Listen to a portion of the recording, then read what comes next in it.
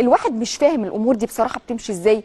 الغريبه اني مش هتقبل ابدا ان اللي يديني دروس ويحفل عليا بلغه السوشيال ميديا هو اللي لسه خسران من طلائع الجيش. يا جماعه، ما انا لازم اضحك.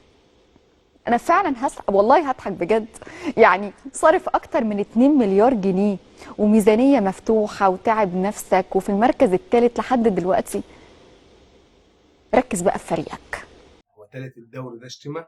على كده انتوا ما عندكوش كرامه من كتر ما انتوا بتطلعوا مركز تالت. احصائيه بسيطه كده يا صاحبي، نادي الزمالك انهى بطوله الدوري مركز تالت 6 مرات: 2001، 2007، 2013، 2016، 2023، 2024. هو تالت الدوري ده كسبان في اخر 6 سنين 4 دوري ابطال افريقيا.